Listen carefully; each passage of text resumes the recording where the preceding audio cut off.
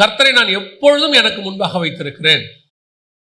இது ஒரு ஆவிக்குரிய ஸ்டாண்டர்ட். எப்பொழுதும் கர்த்தர் எனக்கு முன்பாக இருக்கிறார்.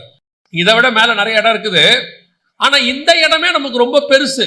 கர்த்தரை எப்பொழுதும் எனக்கு முன்பாக வைத்திருக்கிறேன் அப்படிங்கிறது கொஞ்சம் நீங்க யோசிச்சு பாருங்க. சாதாரணமாவே கர்த்தரை எப்பொழுதும் உங்களுக்கு முன்பாக வைத்திருக்கிறீர்களா? கர்த்தரை எப்பொழுதும் உங்களுக்கு முன்பாக இருக்கிறாரா? நம்மளை பொறுத்தவரைக்கும் கர்த்தர் எப்பொழுதும் நமக்கு முன்பாக இருக்கிறார். நாம போய் முழங்கால் படியிடும் போது கர்த்தர் நமக்கு முன்பாக இருக்கிறார். நம்ம என்ன சொல்றோம்? ஜெபம் பண்ணும் போது கண்ணை மூடின ஒரு ஒளி வந்துச்சு, ஆண்டவர் வந்தார்.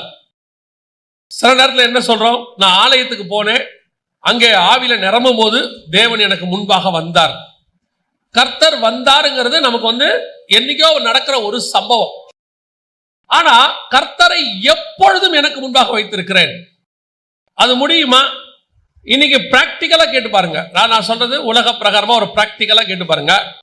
கர்த்தரை எப்பொழுதும் உங்களுக்கு முன்பாக வச்சிருக்க முடியுமா அப்படின்னு கேட்டா நம்ம சொல்ற மிக முக்கியமான விஷயம், இன்னைக்கு இருக்கிற பிஸியான வாழ்க்கையில எப்படிங்க முடியும்?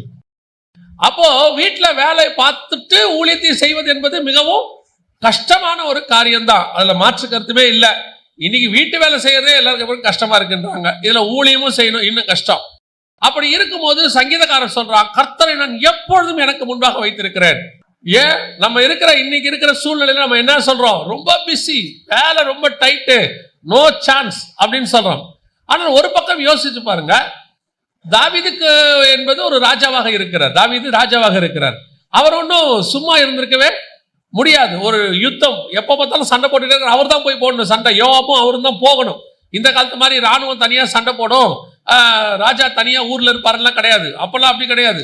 போய் சண்டை ராஜா போடும். யோவாபு சொல்லி அனுப்புறாரு, தண்ணீர் உள்ள பட்டணங்களை நான் பிடித்தேன், என் பேர் விளங்காதபடிக்கு நீர் பட்டணங்களை பிடியும். உடனே இவர் புறப்பட்டு போறாரு, போய் சண்டை போடுறாரு. அம்மோன் புத்திரரோட போய் சீயோன் கோட்டையை பிடிக்கிறாரு. சண்டை போட்டுக்கிட்டே இருக்கிறார். ஆண்டவர் சொல்றாரு, நீ யுத்த பிரியனுங்கிறாரு, கை ரத்தத்தால் இருக்குதுங்கிறாரு. அவ்வளோ சண்டை போடுறாரு தாவீது. இது பத்தாததுக்கு ஒரு நாட்டை நிர்வகிக்கணும். வெறும் சண்டை போட்டா பத்தாது, ஒரு நாட்டுக்கு தேவையான எல்லாத்தையும் அவர் என்ன செய்யணும். இதுக்கு நடுவுல தான் தாவீது சொல்றாரு, கர்த்தரை நான் எப்பொழுதும் எனக்கு முன்பாக வைத்திருக்கிறேன்.